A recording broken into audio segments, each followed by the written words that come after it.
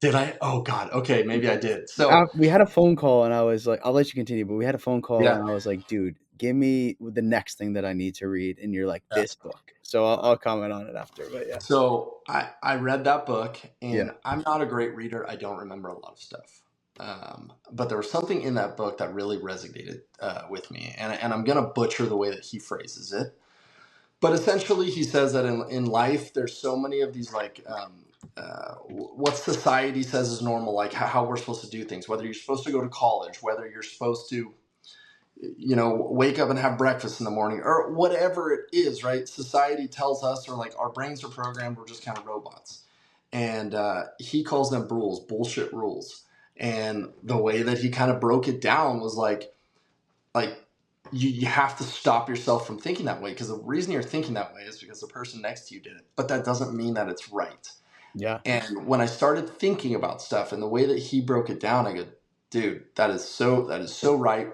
We follow stuff not because it's law, just because the person next to us says, hey, you're supposed to eat lunch at 12 o'clock, Yeah. right? Um, and so that's really what started making me think differently about a lot of that stuff. But then there's different things throughout my life that's really like, I guess, reinforced that. And one thing in particular is so at the fire department, we during your probationary year, we have something that we would do called company schools. And it's essentially you're giving a presentation on a piece of equipment, and you would do it every shift pretty much. And at my fire department, it was very, very in depth. And I always remembered like some of the senior guys would tell me, hey, you have all this info, keep it real short to 15 minutes, and like only give them a little bit and let them ask you questions.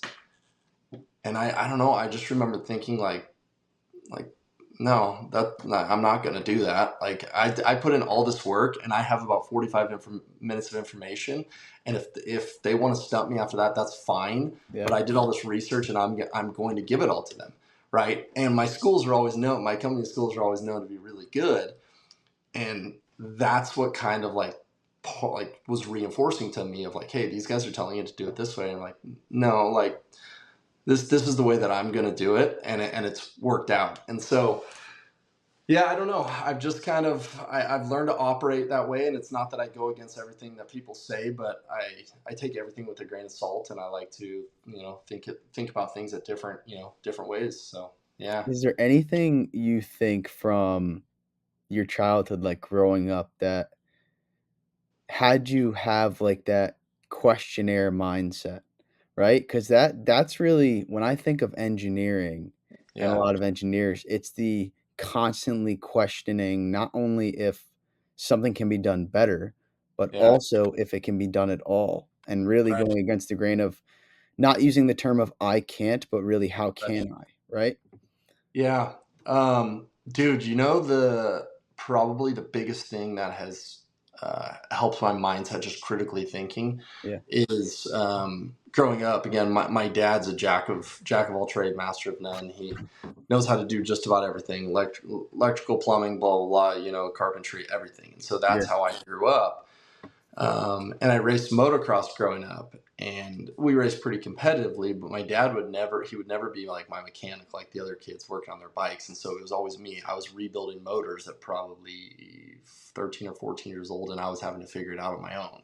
I would call Pro Circuit, the Mm, local shop, hey, what kind of jetting and all that stuff.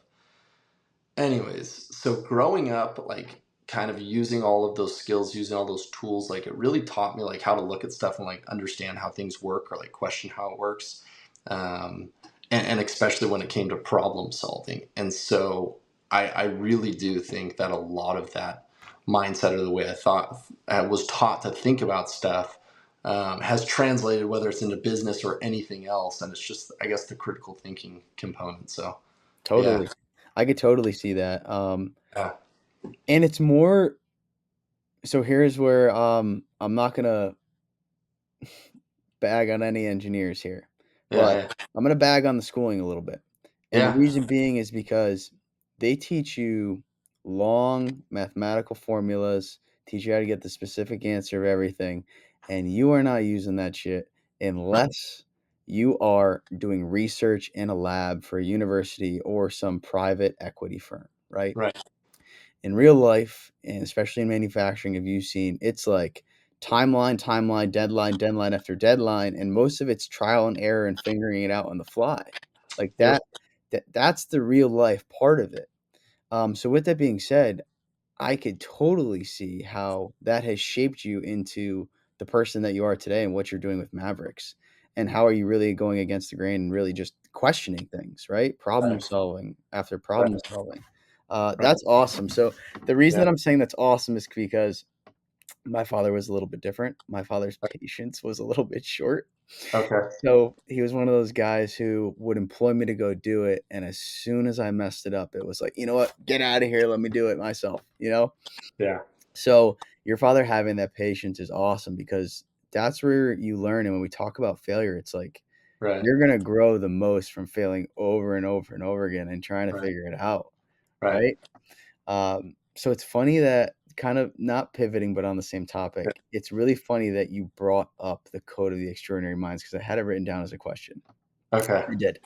And something that I wanted to address with you was Brules, was bullshit rules, because I Yeah. think this concept is changed my perspective massively too. So when you gave me the book and I got to that section of the book, I was like, this is awesome. Awesome way to go about it.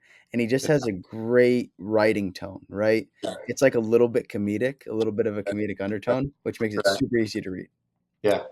But what I wanted to ask you today is on this journey of building Mavericks Pickleball, and especially with the dynamic in the pickleball industry that's going on, right? There's almost maybe not enough rules, or maybe too much, or rules aren't known.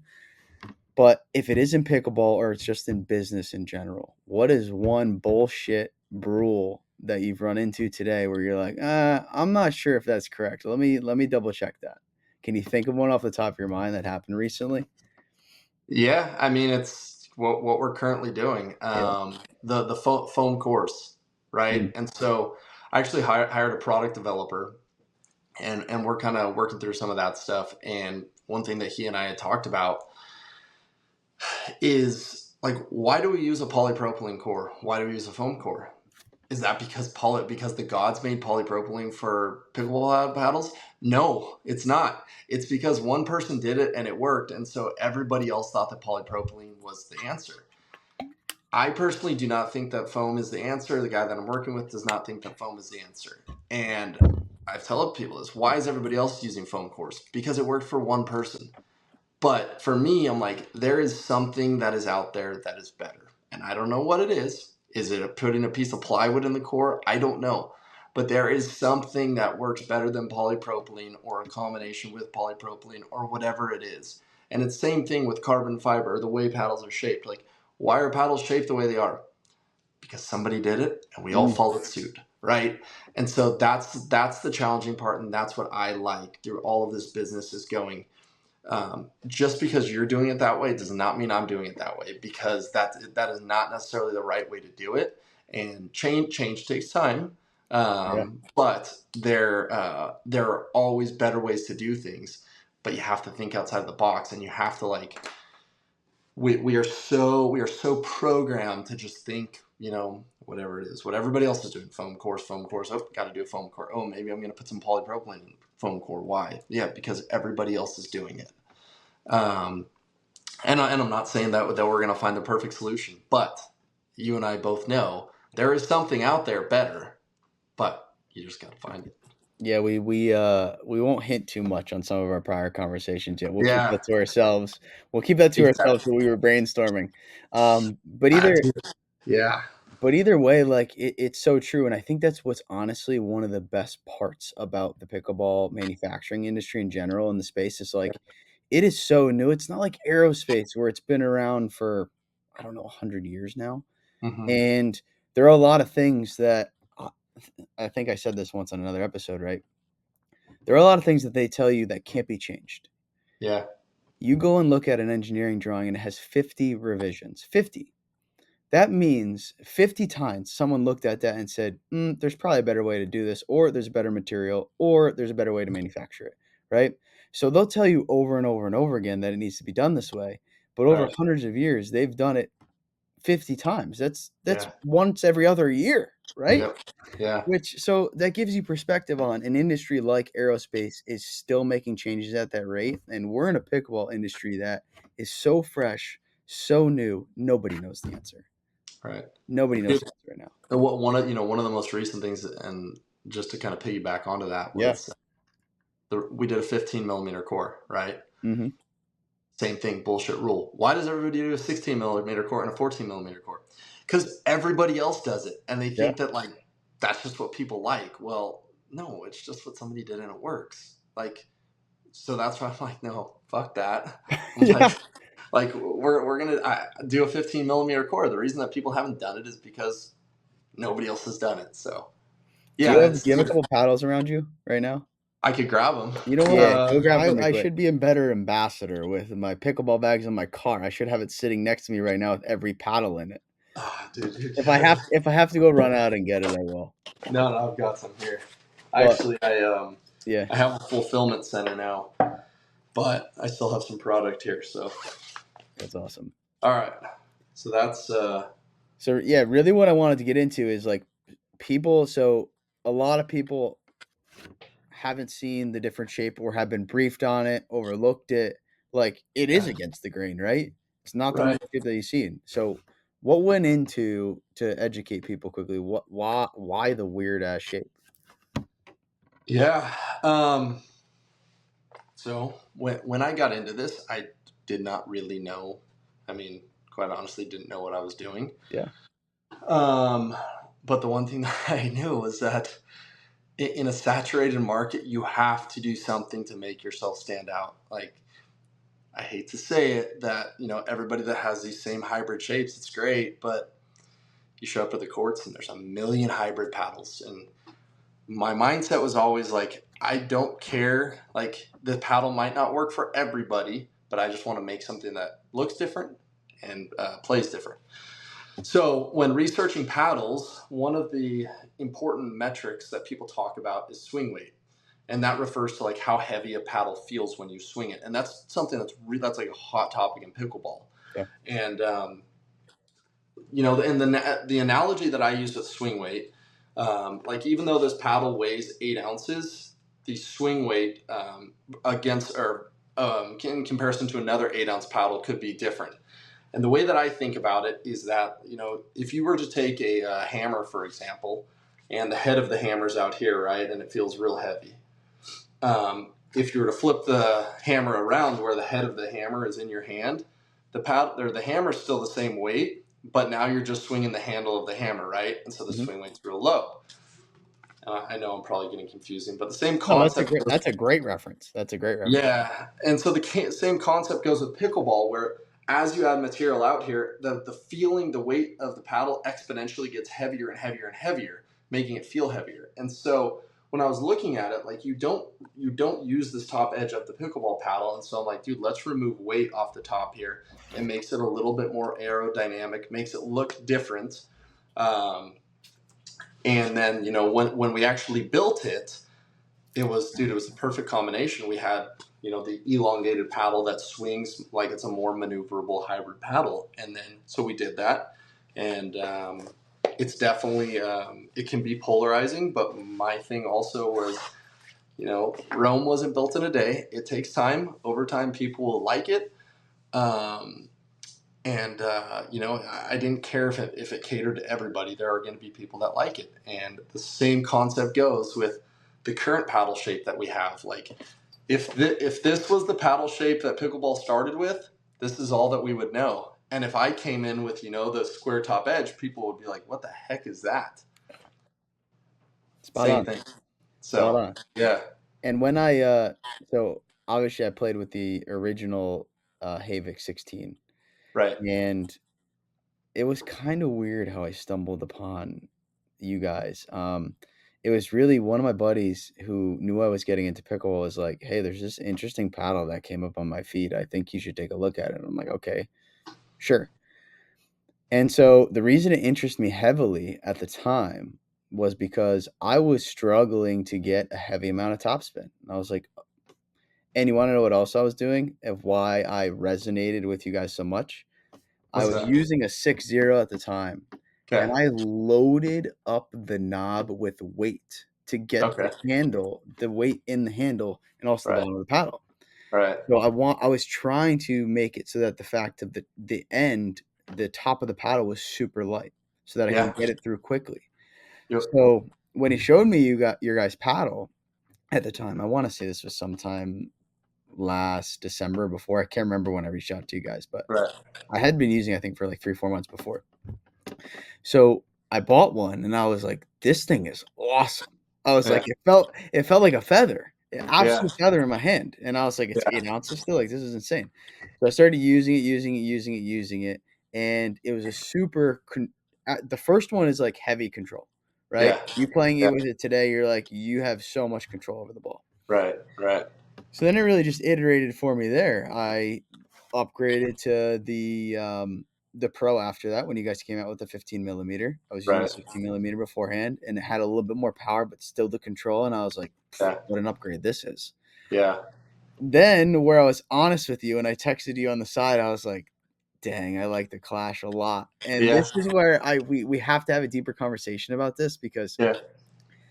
I do have this concept of about where the sweet spot is located more than anything Okay. in reference to, so if you're talking about a hammer, right?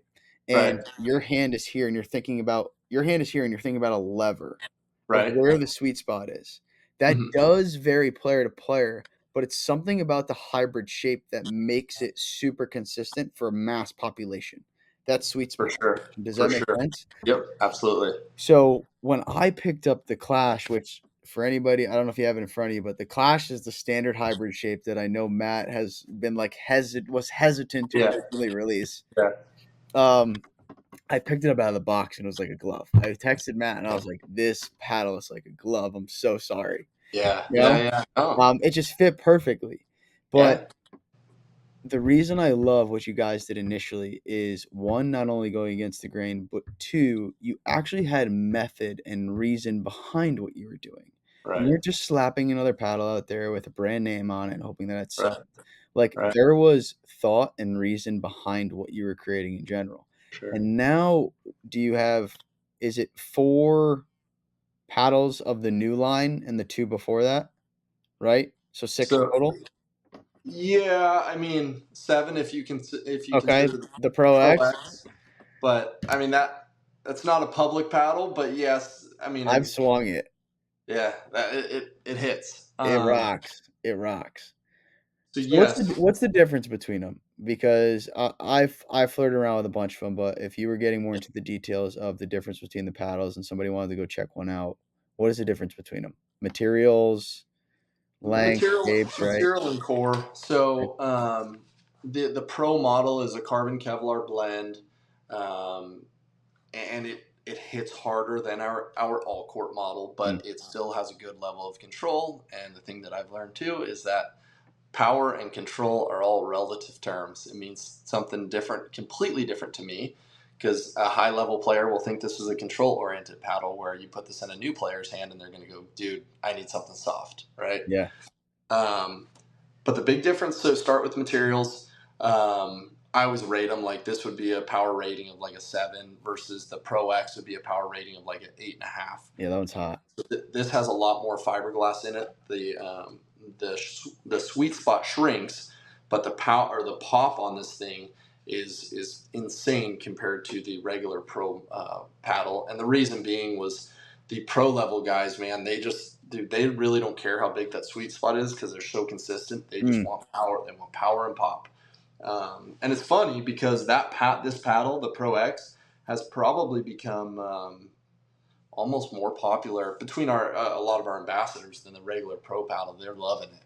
So the So Pro paddle, I will say, because I was using the Havik for a while, yeah, um, and we have some stuff to tease after this that I texted for you sure. about, but we'll get from there. But I Yeah, I got a lot of swings on it, and it definitely softened up a little bit on me for right. sure. I can So I went from initially using it and thinking that it was super poppy, one in comparison to the initial Havik right. for sure, and then where I loved it in that period was that it softening up a little bit on me allowed me to get the control back. I didn't see it as like it already had a lot of control and I have more control. I had Right. the feeling of like it was stiff, it was poppy, and I'm talking about the original Havik Pro Yeah. here. Yeah. I Yeah. had the Yeah. feeling it was stiff, poppy, and it softened up on me. I'm like, this is the perfect combo. This is the Yeah. perfect combo. But the new Pro X, and I don't know when you guys are releasing it. Yeah. And I don't know if you want to tease that at all. But Yeah. that one hits hard, hard. It hits really hard. And I don't know. To be honest with you, I don't want to release it to the public. There's And the nothing wrong with reason that. being is again doing stuff differently. Yeah. We launched this ambassador program, and one of the questions that I'm always trying to answer is how do I make this ambassador program exciting for the ambassador? How do I make this a win-win for both us and for the ambassador? And I always put myself in the ambassador's shoes. Like, what company do I want to be involved with? And I don't like, you want a company that makes you feel important, where you're going to get an exclusive product, so like cool and exciting stuff. Like, I don't just want a discount code from a company.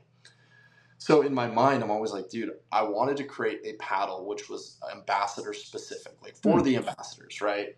But at the same time that we launched the program, I had this guy in stock. We just hadn't launched it. Okay. So I did a soft launch to the ambassadors and players, and they started loving it. And so I'm like, you know what? I'm just going to let this ride for a while. And I've told people, I'm like, you can sell it to the public. I don't care. But the public can't buy straight from us. They have to Yeah. buy through the ambassadors.